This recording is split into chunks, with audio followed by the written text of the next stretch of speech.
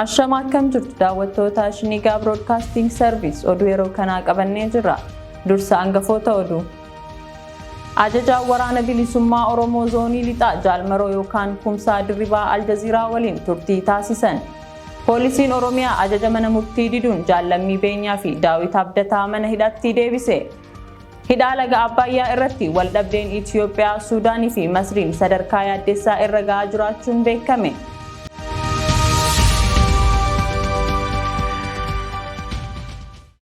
Daawwattoota keenya oduu kan isinitti Moonir Ahmed Siraaj amma oduu bal'inaan. Ajajaa waraana bilisummaa Oromoo zoonii lixaa Jaalmaroo yookaan Kumsaa Dirribaa Aljaziiraa waliin turtii taasisan. Ajajaa waraana bilisummaa Oromoo zoonii lixaa Jaalmaroo Kumsaa Dirribaa tarkaanfii humna lixa Itoophiyaa keessaa ilaalchisuun Aljaziiraa waliin kaleessa wiixata Bitootessa 29 2021 gaafiif deebii taasisan. Gabaasa dabalataaf Oliifan Margaa.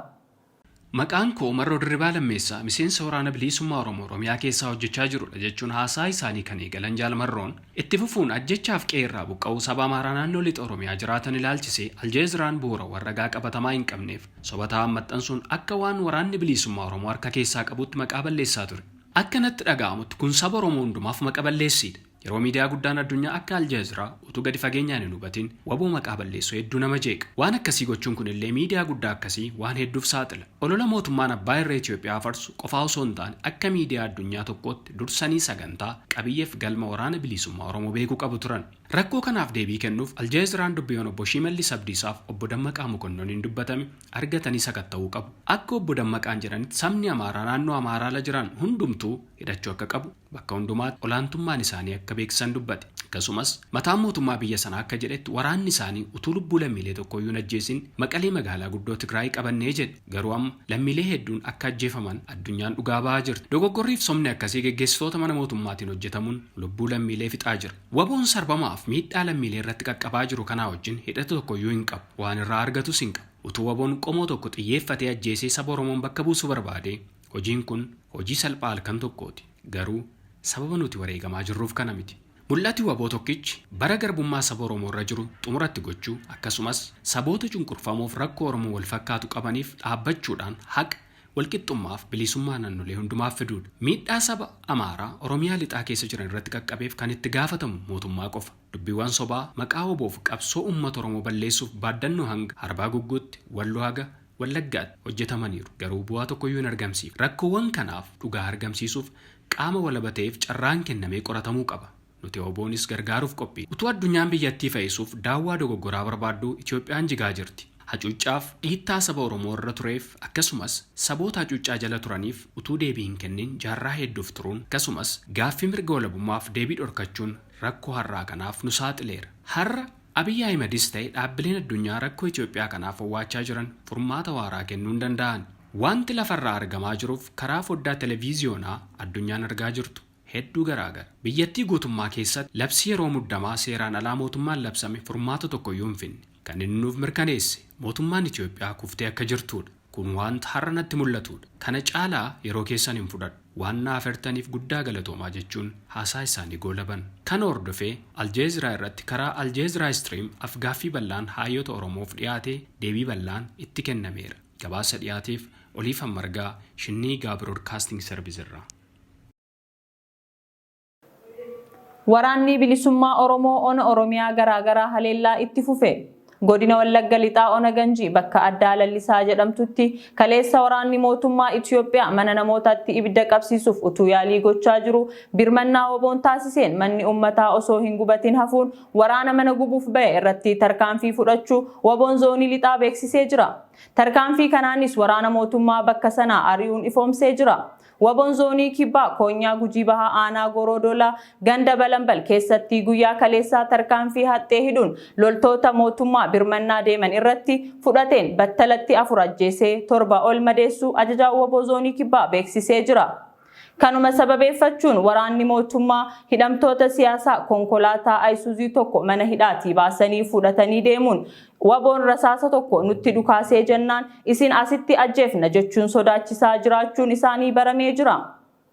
Waboon godina Shawaa Lixaa ona Abuuna Gandabrat bakka addaa karaa Gooroo jedhamutti waraana mootummaa hedduu du'aa fi madoon adabuu beeksisee jira. Poolisiin Oromiyaa ajaja mana murtii diduun obbo Lammii Beenyaa fi Daawit Abdataa mana hidhaatti deebise. Qondaalonni ABO Lammii Beenyaa fi Daawit Abdataa mana murtii waliigala Oromiyaa bilisaan gara mana isaanii akka deeman erga ajajee booda poolisiin gara mana hidhaatti deebisuun abukaatoon isaanii himan. Gabaasa dabalataaf Olifan Margaa.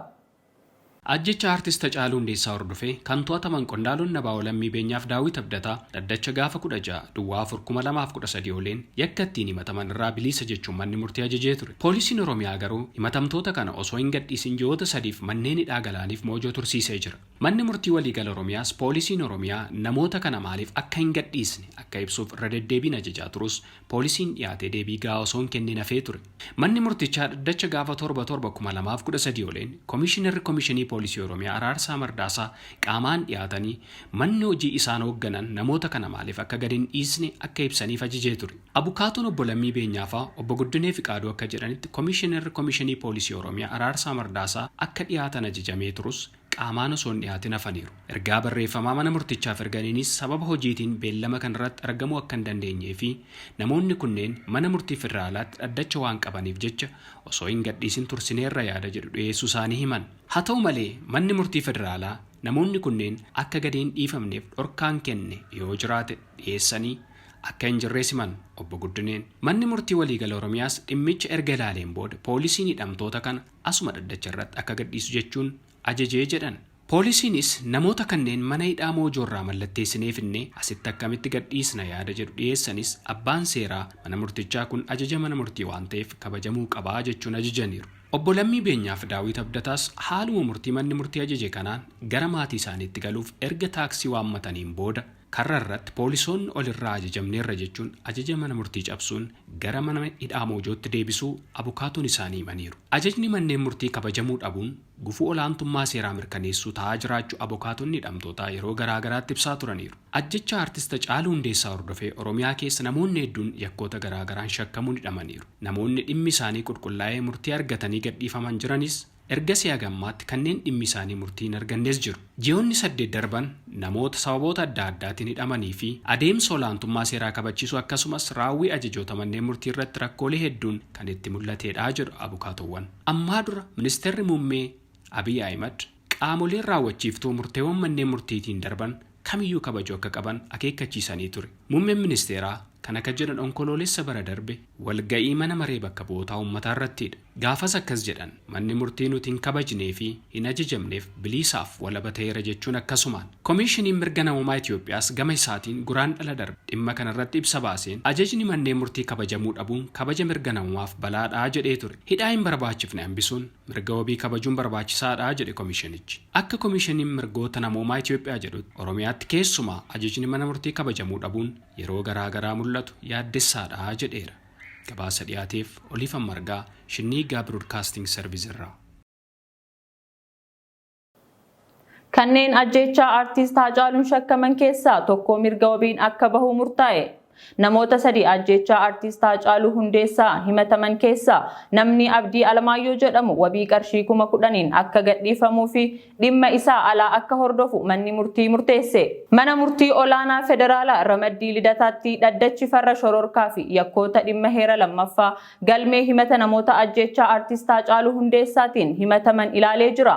Manni murtichaa dhaddacha gurraandhala 25 bara 2021 ooleen himatamaa sadaffaa kan ta'e Abdii Alamaayyoo ajjeechaa artiist Hacaaluu Hundeessaa irratti hirmaachuusaa kan agarsiisu ragaan gama abbaa alangaatiin dhiyaate hin jiru jedhee ture.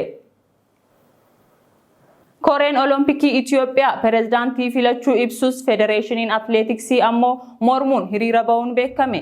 Koreen Olompikii Itoophiyaa guyyaa wiixataa yaa'ii gaggeessuun pirezidaantii fi miseensota koree hojii raawwachiiftuu haaraa filachuu beeksisee jira. Gabaasa dabalataaf Olifan Margaa. Waggoota arfan darbaniif pirezidaantii ta'uun kan tajaajilaa turan Dr. Ashabbir Waldagoorgis waggoota dabalataa afuriif filatamuu hime.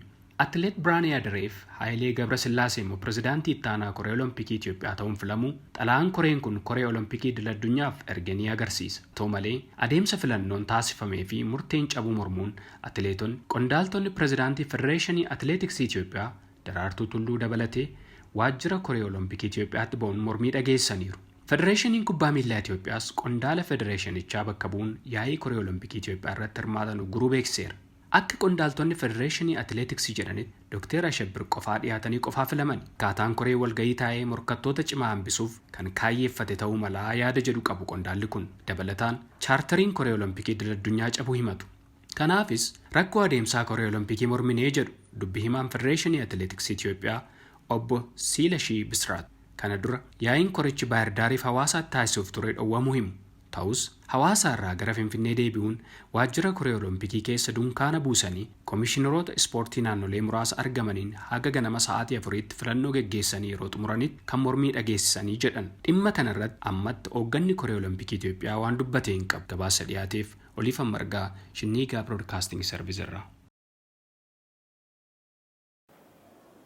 Hidhaa laga Abbayyaa irratti waldhabdeen Itoophiyaa, Suudaanii fi Masriin sadarkaa yaaddeessaa irra gahaa jiraachuun beekame.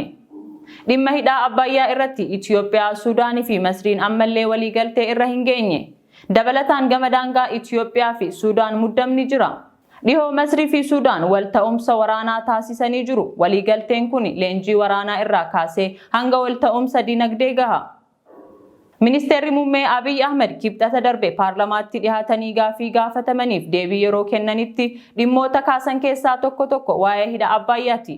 Itoophiyaan fedhii Masriis ta'ee Suudaan miidhuu hin qabdu. Haa ta'u malee dukkana keessa jiraachuu hin feenu. Ibsaan keenya isaan kan fayyadu malee kan miidhuu miti jechuun ijaarsi isaa akka itti fufu himan. Itoophiyaan ganna baranaa hidha Abbayyaa yeroo lammaffaaf bishaan guutuuf yaada qabdi. Masriif Suudaan immoo kana dura waliigaltee akka raawwattu barbaadu. Dabalataan biyyoonni lamaan gamtaa Afrikaan ala Ameerikaa, UN fi gamtaan Awurooppaa jaarsummaatti akka qooda fudhatu waliin gaafatanii jiru. Itoophiyaan garuu gamtaa Afrikaan ala qaama kaan hirmaachisuuf fedha waan qabduu hin fakkaattu. Oduu biyya alaatiin hospitaalota Keeniyaa hanqinni oksijiinii hamaan mudachuu ministeerri fayyaa biyyattii beeksisan. Hanqinni kun kan mudate sababa lakkoofsi namoota COVID-19 qabamanii daran dabalaa waan dhufeef lammiileen biyyattii fi dhaabbileen fayyaa dhuunfaa hedduminaan bitanii kuufachuu eegaluu isaaniiti.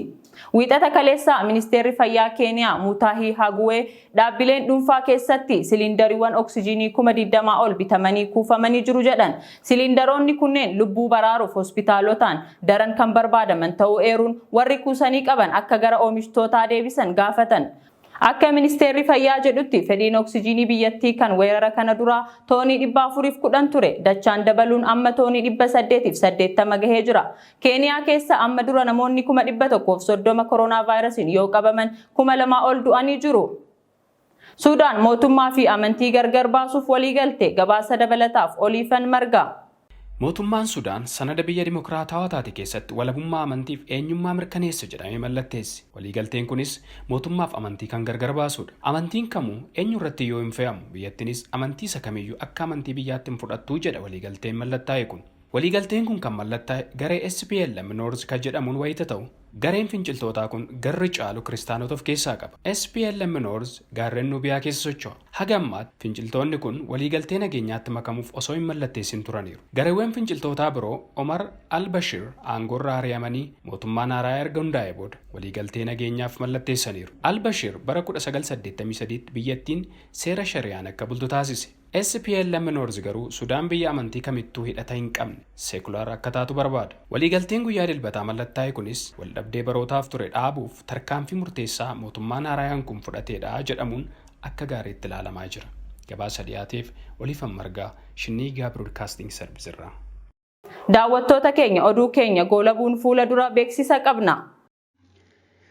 Beeksisa jijjiirraa tamsaasaa Shinniigaa Broadcasting Service miidiyaa antummaan quuqama saba isaaf hojjechaa jiru yoo ta'u, daran tamsaasa isaa golee maraan ga'uuf jijjiirraa tamsaasaa taasisee jira. Shinniigaa Broadcasting Service tamsaasa isaa HD Higher Definitioniin kan isin biraan gahaa ture yoo ta'u, bakka hundumaa haala salphaan qaqqabuuf yaada hawaasa biraa isaaf dhiyaate fudhatee tamsaasa isaa gara SD Standard Definitioniitti deebisuuf murteessee jira. Haaluma kanaan Shinniigaa Broadcasting Service yeroo gabaabaa jidduutti tamsaasa isaa HD Higher Definition irraa gara SD Standard Definitioniitti ka jijjiiru ta'uu dursee isin beeksisa. Shinniigaa Broadcasting Service foddaa televiziyoona keessan irratti argachuuf Satellite Eutelsat 8WB TPDAE6 Frequency and Polarization 11,555 Vertical Symbol Rate 27,500 FEG 7/8 Modulation DVB-S Receiver keessan irratti fe'achuun daawwachuu dandeessu. Shinniigaa Broadcasting Service miira uummataa. Daawwattoota keenya oduulee sa'aatii kanaaf jenne kan hanga ammaa ture qophiilee Shinniigaa waliin turtii gaarii.